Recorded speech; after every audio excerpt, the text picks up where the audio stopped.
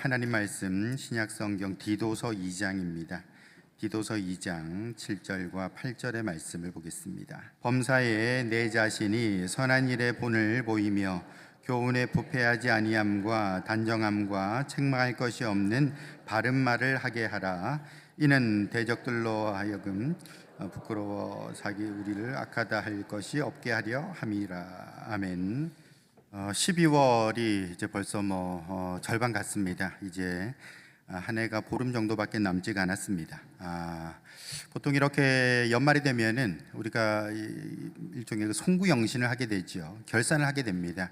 한 해를 어떻게 살았나, 또 새해는 어떤 계획으로 나가게 될 것인가, 이런 것들을 우리가 함께 생각해 보게 되는 것이죠. 이렇게 우리가 한 해를 돌아보고 또 새해를 준비할 때에 어떤 가계부를 그렇게 정리를 할 수도 있겠지만, 어찌 보면 우리 믿는 사람들, 신앙인들 같은 경우에는 어떤 영적인 그런 송구영신, 영적인 결산 이런 것들도 좀 필요한 때가 아닌가라는 생각을 하게 됩니다. 제가 이렇게 드리는 말씀은 오해가 없으시길 바랍니다. 우리 부산이라는 지역 자체가 불교 기반이잖아요. 이제 불교세가 강하고, 또 우리 여기 앉아 계신 분들 중에는 이제 불교 어떤 신앙을 가지고 있다가 오신 분들이 계시기에, 이제 그분들 또는 그의 어떤 좀 이해를 좀 돕기 위해서 제가 예를 드는 또는 어떤 설명하는 것이니, 제가 불교를 포교하려고 지금 이 자리에 있는 건 아니잖아요. 그러니까 말씀드릴 때에 왜 자꾸 주일날, 거룩한 주일날 왜 자꾸 불교 얘기를 하시나라고 이제 오해가 없으시길 바라는 마음에서 미리 말씀드립니다. 요한도 왜 복음서 쓸 때에 그 태초에 로고스가 계시니라 하고서는 이렇게 헬라 철학을 가져다가 복음서를 기록을 하지 않습니까? 그런 식으로 좀 이렇게 이해를 해주시면 좋겠습니다. 여러분, 우리가 이 송구영신이라고 할 때에 이것은 그 불교식으로 말하면 뭐가 되는고 하니 업장소멸이 되는 것입니다. 업장소멸이라는 얘기를 한 번씩 들어보셨을 거예요. 우리가 왜 시내버스 타다 보면은 뒤에 이제 의자에 뒤에 이제 광고가 있잖아요. 그러면 업장소멸해 준다고, 구슬해라, 죄를 드려라, 내가 천일 기도를 해줄게 하면서 도사들이 이렇게 광고를 하는 걸 볼 수가 있지 않습니까? 거기서 이제 우리가 업장소멸이라는 말을 듣게 됐죠. 근데 여기서 말하는 업이라는 게 뭐냐? 업이라는 것은요, 우리의 생각과 말과 행동을 업이라고 합니다. 그렇죠? 우리가 살아가면서 생각하고 또 여러 사람들과 말이 오가고 또 내가 거기에 따라서 행동하는 이 모든 것들이 다 내가 짓는 업이다. 말 그대로 나의 어떤 활동이라고 보시면 되겠죠. 여러분, 그렇게 내가 업을 짓게 되면은 그 업에 따라서 좋은 것을 받을 수 있겠죠. 좋은 것을 내가 행하면은 그 좋은 것을 받겠죠. 근데 어떤 경우에는요, 안 좋은 게 나올 수도 있어요. 내가 무슨 잘못을 했지 싶을 정도로 기억도 잘 안 나지만 안 좋은 결과를 얻을 수가 있다라는 것입니다. 그게 일종의 나의 어떤 인생의 걸림돌이 되고 장애물이 될 수도 있다라는 것이죠. 그게 바로 장입니다. 장. 이걸 이제 합쳐서 업장이라고 얘기를 하는 거예요. 쉽게 말해서 이 업장이라는 것은 나의 생각과 말과 행동을 통해서 비롯된 또는 야기된 그런 부정적인 결과물들, 장애물들, 이런 것들을 업장이라고 얘기를 하는 것이죠. 이건 너무나도 당연한 것 아니겠습니까? 우리가 이제 밥 먹으면은 뭐가 나오죠? 배설물이 나오지 않겠습니까? 한자로 말할 수도 있고, 그죠? 배설물이 나와요. 그처럼 우리가 뭔가 이렇게 활동을 하니까 어떤 거기서 좋은 일도 있겠지만, 그러나 또 부정적인 것들도 쌓이게 되더라. 이것을 제때제때 치워야 된다라는 것이 업장소멸입니다. 그러니까 한자로 써놓으니까 되게 심오한 말 같지만 사실은 너무나도 당연한 말이고 뻔한 말이다라는 것이죠. 여러분, 사람은요, 자기가 행한 그 행동, 생각과 말과 행동이 자기에게 영향을 끼치게 돼 있는 거예요. 그죠? 그래서 우리가 콩콩 팥팥이라고 얘기를 하지 않습니까? 콩콩 팥팥 들어보셨죠? 콩콩 팥팥. 콩 심은 데 콩 나고 팥 심은 데 팥 난다. 되게 심오한 말 같지만 알고 보면 다 뻔한 말이다. 어려운 말처럼 보이는 건 풀어놓으면 별것도 아니다라는 것을 알 수가 있습니다. 그래서 우리가 내가 좋은 것을 행했더니 좋은 것이 돌아왔어요. 너무 좋지요. 근데 내가 그때 한번 화를 냈어요. 그때 한번 성질을 못 참았어요. 그때 한번 내가 다른 사람 속이고 사기쳤어요. 근데 그것이 나중에 나의 어떤 뒤통수를 치거나 어떤 발등을 찢는 그런 일이 생길 수 있다라는 것이죠. 그럼 연결이 될 수도 있고 기억도 잘 안 날 수도 있고 그렇죠. 근데 어쨌든 이런 부정적인 것들이 결국에는 일종의 업장으로서 나에게 다가오게 된다. 근데 그걸 소멸을 해야 된다. 그래서 뭐 구슬해라, 뭐 어째라, 뭐 하면서 이렇게 돈 쓰라고 얘기를 하고 있죠. 근데 본래는 이제 돈 안 쓰고도 그런 업장을 소멸하도록 그렇게 다 만들어 놨습니다. 그쪽 이 제도 자체에서 뭐라고 얘기를 하는 거 하니 이것을 염송하면은 이것을 이제 말하면은 너의 업장이 소멸된다라고 얘기를 해요. 뭐라고 얘기를 하는가? 따라하실 필요는 없습니다. 따라하시면 안 돼요. 예. 저만 할게요. 나무아미타불 관세음보살. 예. 나무아미타불 관세음보살을 외면 너의 업장이 소멸된다라고 얘기를 해요. 보통 이제 나무아미타불 관세음보살이라고 하면 이게 무슨 뜻인가라고 하겠지만, 나무라는 것은요, 앞에 나무라는 것은 우리식으로 말하면 예배합니다, 경배합니다라는 뜻이고요. 아미타불이라는 것은 극락에 있는 부처님을 말하는 거예요. 관세음보살이라는 것은 이 관세음, 다시 말해서 세상의 그 세미한 소리들까지도 다 살피는 일종의 세상을 두루두루 살피는 보살, 보살이 부처거든요. 그러니까 그런 어떤 부처님을 말하는 거죠. 우리식으로 하면은 하나님 아버지, 관세음보살은 예수 그리스도, 뭐 이런 어떤 느낌으로 연결이 될 수 있다라는 것입니다. 그러니까 나무아미타불 관세음보살이란 건 뭐냐? 내가 아미타불 부처님, 또 관세음 부처님을 내가 예배합니다, 경배합니다, 뭐 이런 식으로 얘기하면 그걸 내 입에 항상 염송을 하면은 나의 업장이, 즉 내가 생각과 말과 행동으로 저지른 싸질러 놓은 뭔가가 이렇게 다 이렇게 소멸된다. 그렇게 얘기를 하고 있는 것입니다. 그 이제 좋은 거 배웠다 그래가지고 이제부터 뭐 나무아미타불 관세음보살 그러실 분 안 계시겠죠. 제가 이거 왜 설명을 드리는 거 하니, 여러분 결국에는 우리가 이 송년, 그죠? 송년 한 해를 마무리하면서 송구영신하라는 것 아니겠습니까? 이 업장소멸이나 송구영신이나 사실상 같은 의미로 받아들이시면 돼요.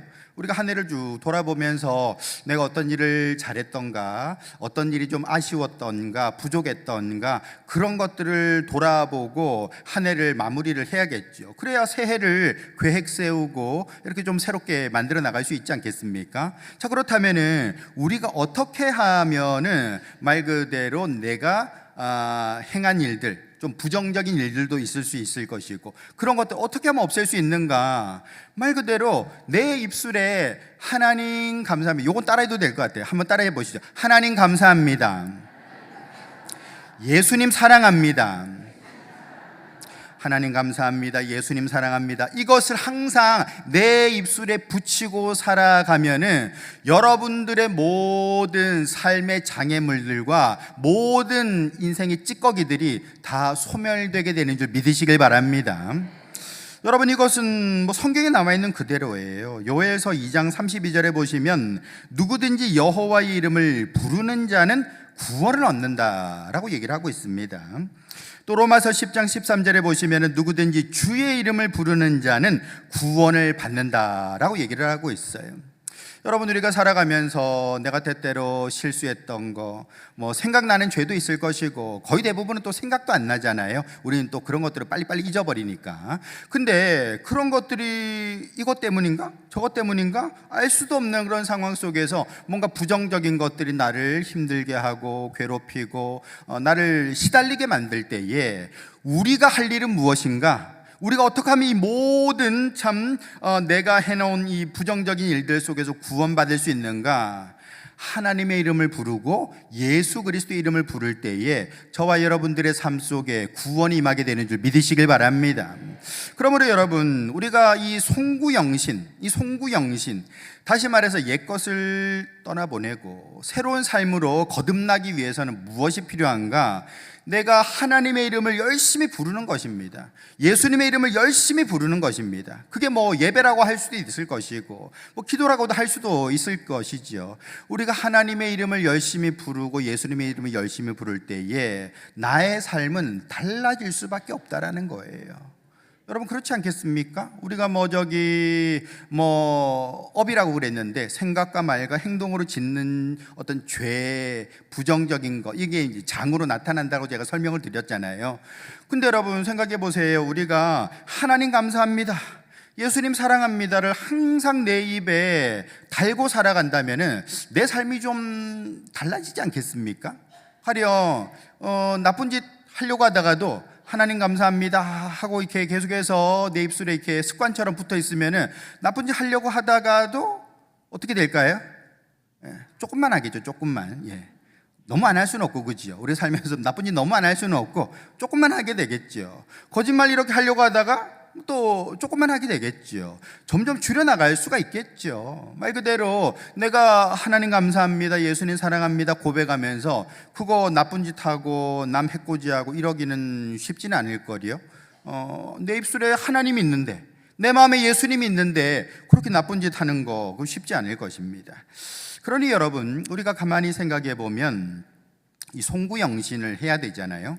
왜냐하면 연말이니까 우리가 한 해를 마무리해야 되니까 송구영신을 할 때에 결국에는 내가 한 해를 돌아보면서 나의 삶을 돌아보고 어떻게 하면 이 나의 부족함 또는 잘못됨, 실수, 죄를 복구할 것인가, 또는 어떤 피해를 보상할 것인가, 어떻게 하면 될 것인가, 어떻게 하면 내가 구제받을 수 있는가. 바로 예수 그리스도의 이름을 부르는 자가 구원을 받는다라는 것입니다.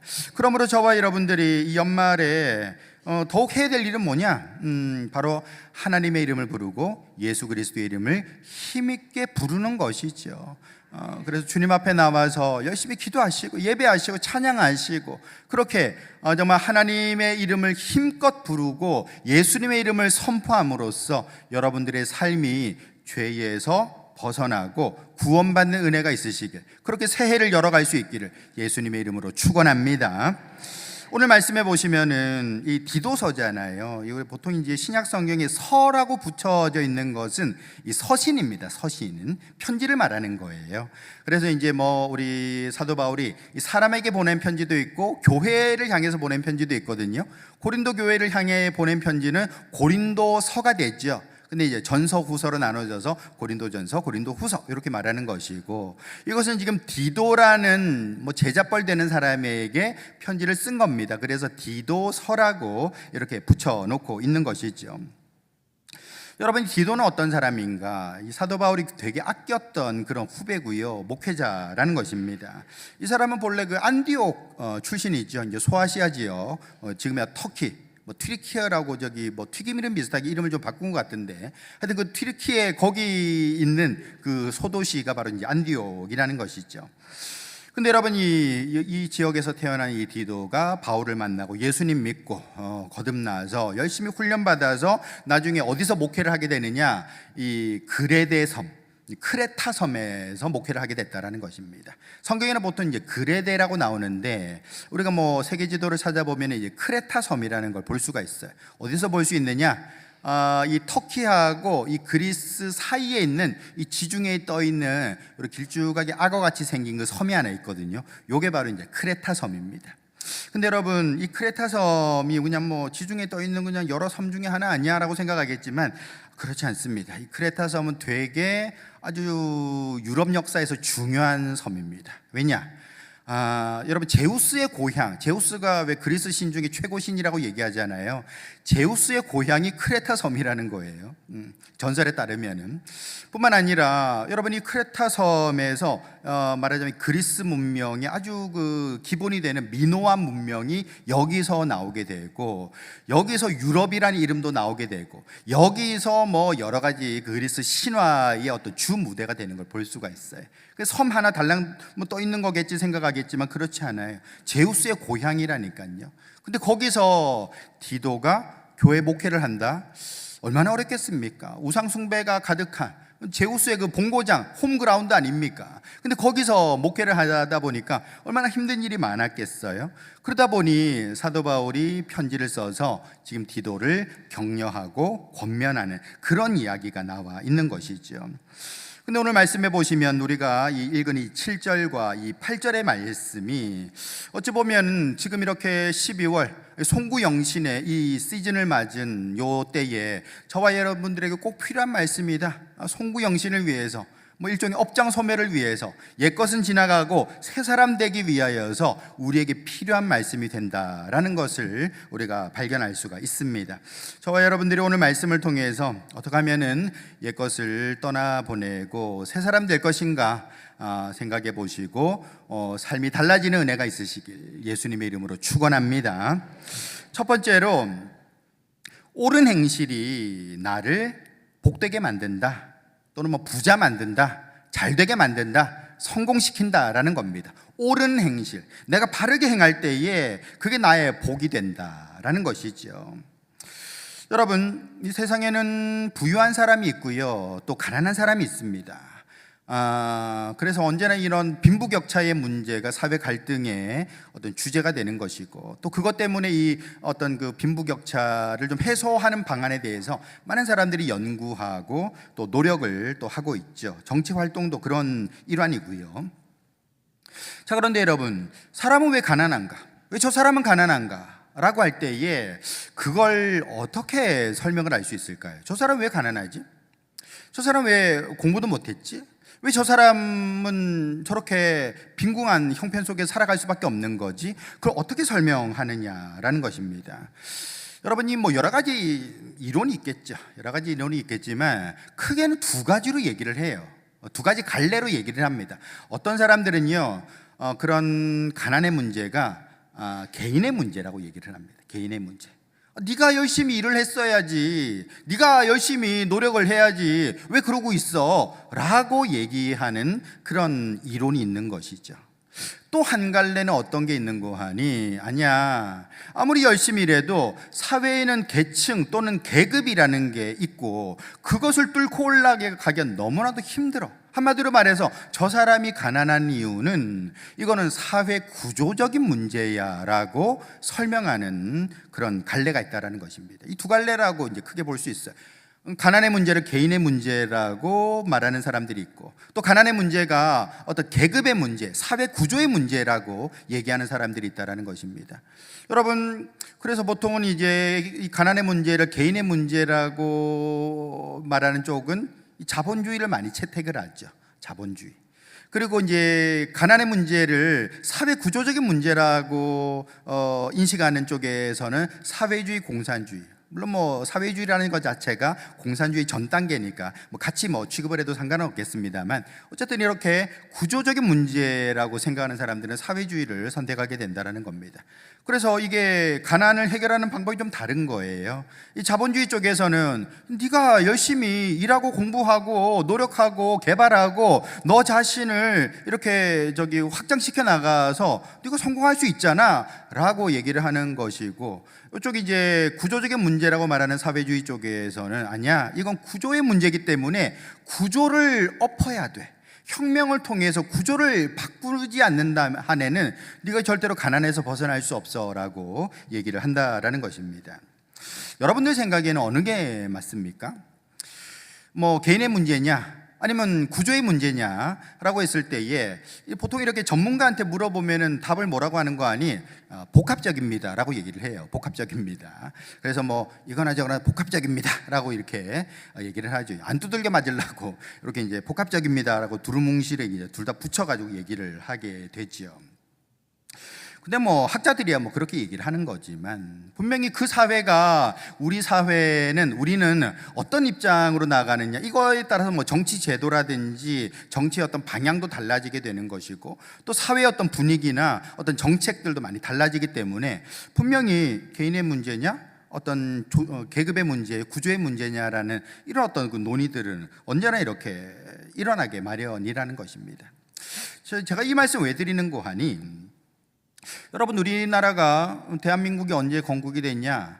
1948년에 건국이 됐다. 근데 또 임시정부 만든 1919년에 건국한 거 아니냐? 그 모르겠습니다. 하여튼 역사학자들이 또 논의를 하겠지만, 그냥 편의상 여기서는 1948년에 건국한 걸로 그렇게 말씀을 드리면서, 45년도에 우리가 해방했잖아요. 그 48년도에 이렇게 대한민국이 온전하게 세워지게 됐는데 그 한 3년 정도의 기간 동안에 굉장한 갈등이 있었다라는 거예요. 어떤 갈등이 있었느냐? 말 그대로 좌우 대립이라고 얘기를 하죠. 근데 좌우 대립이라는 게 딴 게 아니에요. 제가 지금 말씀드린 요겁니다. 가난의 문제가 개인의 문제냐, 아니면 가난의 문제가 구조의 문제냐라는 것을 두고 이념 갈등이라고 얘기를 하는 것이죠. 이념 갈등. 여러분, 그 당시에 실제로 그 대한민국이 건국되기 전에 47년도에 이렇게 그 조사를 한 게 있습니다. 어떤 조사를 했느냐? 사람들이 어떤 정치 체제를 선호하는지를 경성에 있는, 그러니까 한양이 아니죠, 서울에 있는 경성에 있는 사람들을 중심으로 해가지고 그 설문조사를 한 게 있어요. 한 2,500명, 한 2,700명 정도를 대상으로 해서 설문조사를 한 게 있습니다. 당시는 미국식 자본주의가 낫다고 생각합니까? 아니면 소련식 사회주의가 낫다고 생각합니까? 라고 설문조사를 했을 때에 80%가 소련식 사회주의가 낫다라고 선택을 했다라는 거예요. 서울에 있는 그 조사 대상들의 조사 결과 그렇습니다. 뿐만 아니라 우리 이제 대한민국 세워야 되는데 국가를 세워야 되는데 이 국가의 명칭을 뭘로 하면 좋겠는가? 조선인민공화국으로 하는 게 좋겠는가? 아니면 대한민국으로 하는 게 좋겠는가? 여러분, 이 대한민국이라는 것은 사실 48년도에 썼던 건 아니에요. 1919년 그 임시정부 때부터 어디 임시정부냐? 대한민국의 임시정부라는 거예요. 그 임시정부 이름을 그대로 썼거든요. 그런데 이 사람들이 70%가 조선인민공화국이 낫겠다라고 지지를 했다라는 것입니다. 그리고 30%가 안 되는 의원들이 대한민국으로 가자라고 주장을 했다라는 것이죠. 그 조사 결과가 그렇습니다. 그만큼 많은 사람들이 그 당시에 사회주의를 선호하고, 그리고 어떤 우리가 좀 이렇게 사회 구조를 변혁시키는 것이 더 낫다라고 지지를 보냈었다라는 것이죠. 결국에는 이 갈등 때문에 이제 북한이 따로 세워지고 남한은 이제 대한민국이 따로 세워지게 되는 그 이유도 거기에 있는 것이죠. 근데 여러분, 우리가 생각해 보면은 여러분, 사회에 이런 어떤 갈등 구조 속에서, 그죠? 뭐 어떤 빈부격차나 이런 것 속에서 구조적인 문제가 없습니까? 우리 대한민국은 지금 자본주의를 채택하고 있잖아요. 근데 우리 이 대한민국 사회를 보면은 어떤 구조적인 문제가 없냐고요. 왜 없겠어요? 당연히 있지요. 차별이 왜 없습니까? 당연히 있지요. 남녀 차별 있겠죠. 임금 차이 분명히 있고요. 피부색에 따라 가지고, 생긴 것 따라 가지고, 또는 뭐 저기 여러 가지 어떤 이런저런 어떤 분류를 통해 가지고 그 사회의 차별과 어떤 배타성, 또는 뭐 저기 여러 가지 어떤 문제들이 있을 것입니다. 구조적인 문제가 분명히 있다라는 것이죠. 자, 그럼에도 불구하고 여러분, 그 당시에 어쨌든 북한은 우리는 구조를 변화시켜야 된다라고 생각해라고 하면서 사회주의 국가를 만들었고, 남쪽에는 우리는 개인의 문제라고 생각해라고 하면서 미국식 자본주의를 들여서 왔지 않습니까? 근데 나중에 이제 수십 년이 지난 뒤에 결과는 어떻게 됐는가? 우리가 잘 알다시피 소련도 무너졌죠. 북한도 지금 저 모양이잖아요. 아니, 분명히 구조를 바꿔가지고 그런 어떤 삶을 변화시켜야 된다라고 생각했던 사람들이 왜 저렇게 이제 지리멸렬한가라고 생각을 할 수 있는 것이죠. 그 사람들 말이 틀린 것인가? 아니요, 틀린 거 하나도 없지요. 다 구조의 문제 없다고 말할 수 없을 겁니다. 우리가 개모임을 가도 거기서도 차별이 있고 거기서도 어떤 배척함이 있는데 왜 사회에 그런 어떤 차별과 갈등이 왜 없겠어요? 당연히 있죠. 구조의 문제가 당연히 있다라는 겁니다. 근데 중요한 게 뭐냐면요, 나의 가난의 문제, 내가 겪고 있는 이 불행의 문제를 사회 구조의 문제로 놓고 생각하면 어떤 일이 벌어지게 되는 것이죠? 책임이 나한테 있는 게 아니잖아요. 사회 구조에 있는 거잖아요. 여러분, 이렇게 되면은 내가 내 삶을 변화시킬 수 없다라는 문제가 생겨요. 이건 뭐 제가 여러 번 말씀드렸다시피 마태복음 16장에 예수님께서 천국 열쇠 주신다고 했잖아요. 천국 열쇠 네가 풀면은 풀리고 묶으면 묶인다라고 얘기를 했어요. 나한테 주셨어요. 그런데 어떤 사람들은 우리 가정의 불행이 남편 때문이라고 생각을 해요. 그 말이 있으면 뭡니까? 이 열쇠를 남편한테 주는 거하고 똑같은 거예요. 자식 문제라고 생각해. 자식 저놈이 생각이 잘못해서 저렇다는 거예요. 그 말은 내 열쇠를 자식한테 주는 것과 똑같다라는 것입니다. 다시 말해서 이 문제를 풀 수 있는 열쇠를 남에게 넘겨버리는 게 바로 남탓하는 거거든요. 결국에는 내 삶에 어떤 가난이나 여러 가지 불행의 문제가 사회 구조의 문제야. 사회 구조의 문제가 있겠죠. 당연히 차별과 뭐 이런 것들이 있죠. 근데 사회 구조의 문제라고 하는 그 순간 어떤 일이 벌어지게 되는가? 나의 천국 열쇠를 남에게 넘기는 것과 똑같다라는 것입니다. 그렇다면은 내 삶에는 아무런 변화가 나타나지 않게 된다라는 것이죠. 말을 좀 빙빙 돌렸습니다만 결국에는 우리가 사회 문제 때문에, 누구 때문에, 나라 때문에, 지도자 때문에 별별 여러 가지 얘기들을 들 수 있겠지만 그렇게 남 탓하는 순간에 결국 나의 인생의 변화의 시간은 지나가 버리고 만다라는 것이죠. 남 탓하면 나에게는 아무 유익이 없다라는 것입니다. 분명한 어떤 구조적인 문제가 있다 할지라도 그것을 남 탓을 하게 된다면 결국에는 우리의 삶에는 아무런 문제가 없다, 아무런 변화가 없게 된다라는 것이죠. 여러분, 그 당시 우리 대한민국이 만들어질 때에 왜 그렇게 사회주의를 사람들이 선호했을까라고 생각을 해보면 몇 가지 이유는 있을 거예요. 그 중에 한 가지가 뭐냐면은 그만큼 우리 조선 사회가, 그죠? 그 전에 이제 조선 500년 있었지 않습니까? 그런 그 신분제 사회에 거기에 이제 진절머리가 나는 것이죠. 이 구조를 바꿔야 된다. 왜 양반 놈들은 이러면서 이렇게 하는 것 있지 않습니까? 이런 것들에 대한 어떤 반감이 분명히 있었을 것이고, 뿐만 아니라 그 당시에 책을 읽고 이렇게 좀 깨어난 지식인들 있잖아요.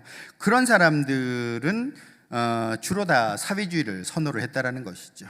그 왜 그런가? 당연할 수도 있습니다. 언제나 책이라는 것은 좀 이상적이죠. 책이란 건 이상적이에요. 그러다 보니 우리가 뭔가 이렇게 새로운 사회를 꿈꿔야 된다라고 얘기를 하는 겁니다.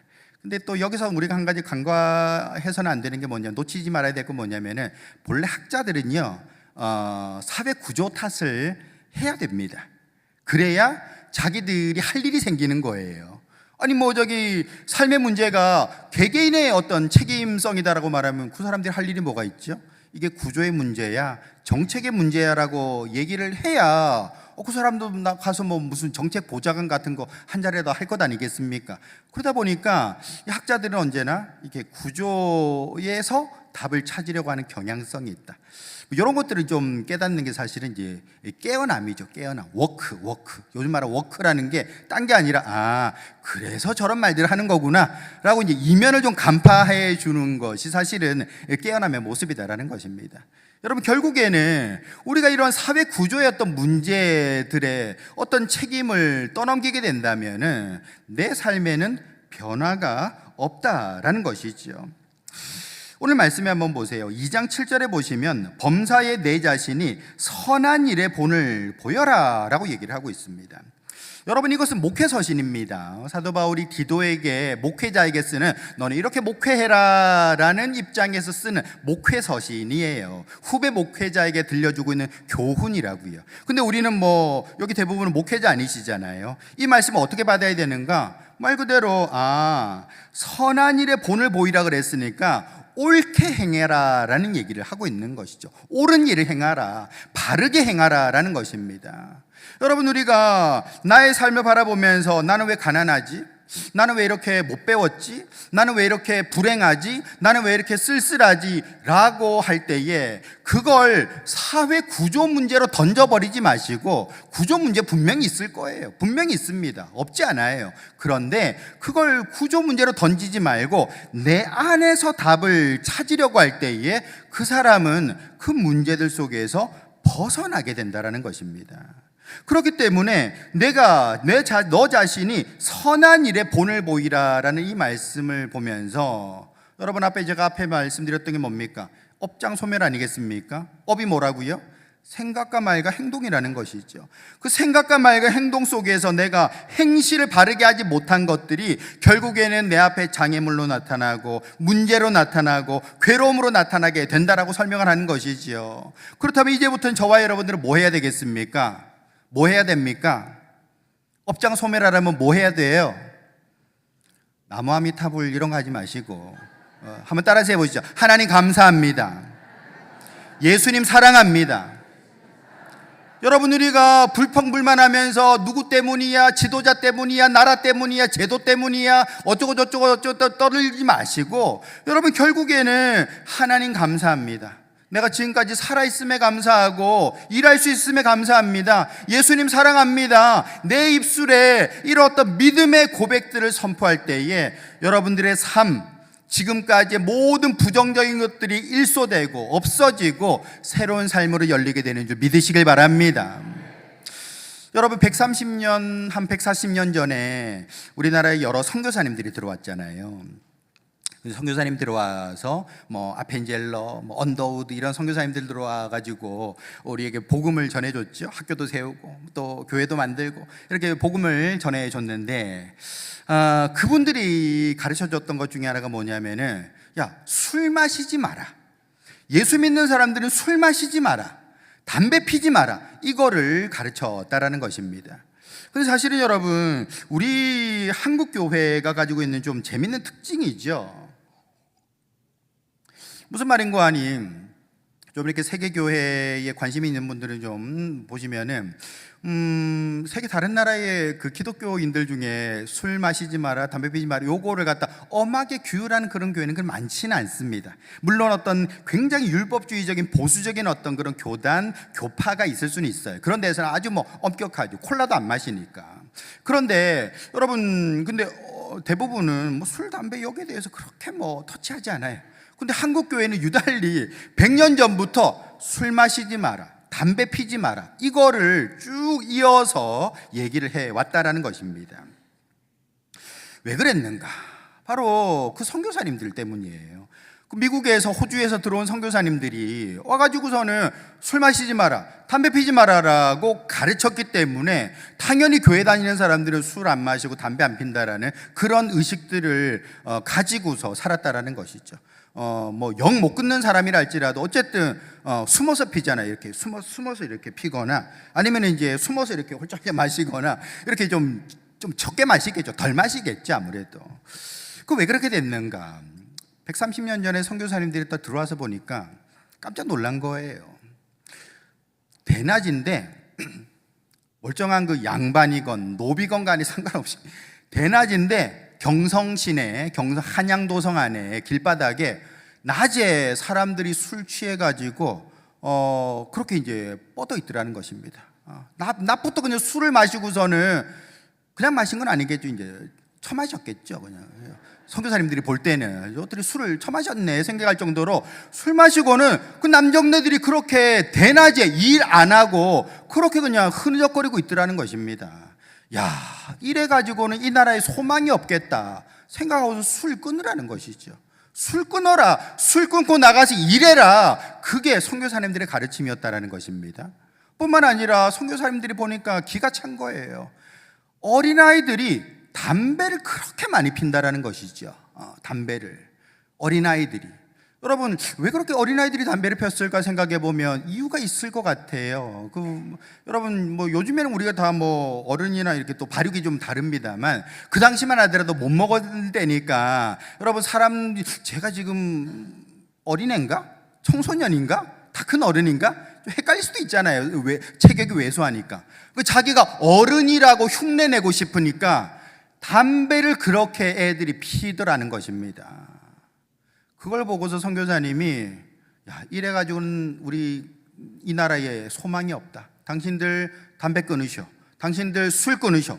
예수 믿는 사람들은 술 마시지 말고 담배 끊어라. 그래야 이 나라에 소망이 있다라고 가르쳤기 때문에 오늘날에도 그 흐름이 그대로 이어져 내려오고 있다라는 것입니다. 그래서 우리가 숨어서 이렇게 피고 숨어서 이렇게 마시고 이게 하는 거예요. 말 그대로 드러내 놓지를 않는 것이죠. 그만큼 우리가 이런 것들은 하면 안 되는 거야 라는 생각들을 가지게 됐다라는 것입니다.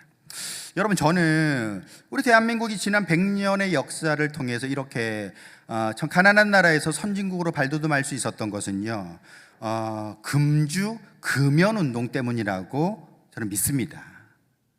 여러분들은 안 믿어도 저는 그렇게 믿어요. 무슨 말이? 아유, 목사님 무슨 뭐 술, 교회 다니는 사람들이 술 안 마시고 뭐 담배 안 피운다는 게 그게 뭐 그렇게 대단한 일이냐고. 아닐걸요.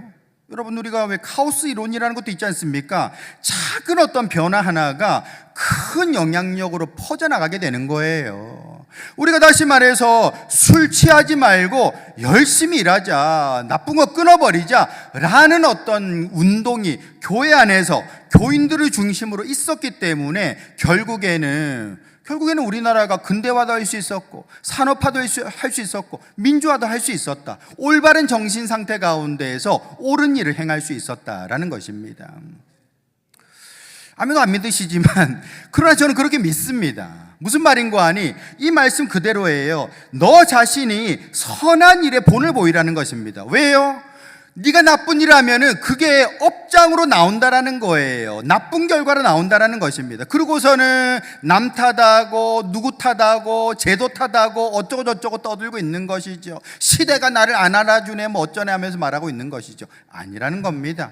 야, 술 끊고 담배 끊고 정신 차려, 나가서 네 아까 장사라도 해, 시작해 라고 말하고 있는 것이 오늘 본문의 말씀이라는 것입니다. 지금까지 내가 한 해를 돌아보면서 여러분, 우리가 내가 정말 부정적으로 행동하지는 않았나? 소극적으로 행동하지 않았나? 뭐 이 핑계 저 핑계를 대면서 안 할 구실만 찾아서 그렇게 살아오지 않았나? 돌아볼 수 있어야 되는 것이죠. 한마디로 말해서 지금의 내 삶은 나의 행동의 결과구나라는 것을 인식하고 이제는 다르게 살아야겠네, 다르게 행동해야겠네라고 결정할 수 있다면 그 사람은 진정으로 송구영신하는 사람 되는 줄 믿으시길 바랍니다. 그러므로 저와 여러분들이 하나님 앞에서 정말 주님 앞에 믿음을 구하면서 주님, 내가 지금까지 행했던 부정적인 일들 또는 뭐 이런저런 핑계대면서 하지 않았던 거, 머뭇머뭇했던 거, 소극적이었던 거, 이런 모든 것들을 떨쳐버리고 저는 이제부터 적극적으로 도전하겠습니다. 앞으로 나가겠습니다. 순종하겠습니다. 내가 명령대로 사명 감당하겠습니다 라고 나간다면은 여러분 앞에 말 그대로 서광이 비치고 성령께서 등불을 밝혀주시게 될 줄로 믿습니다. 그러므로 저와 여러분들이 한 해를 돌아보면서 이 송구영신의 이때에 여러분들의 행실, 여러분들의 삶의 태도를 점검하시고 새롭게 주님 앞에 살아가기를 결정하시는 여러분들 될 수 있기를 예수님의 이름으로 축원합니다. 시간이 다 됐네. 두 번째는 짧게 할게요. 짧게 다 하시는 얘기라 가지고. 두 번째는 뭐냐면요, 좋은 말이 남을 살린다라는 것입니다. 근데 남만 살리나? 아닐걸요. 자신도 살게 되는 것입니다. 여러분, 결국에는 생각과 말과 행동에 그 모든 것들이 내 앞에 장애물이 되고 문제가 된다는 것 아니겠습니까? 그렇다면 지금까지 내가 행해왔던 그 말이 어떠했는가도 돌아봐야 되는 것이죠. 여러분, 말로는 사람도 살리지요?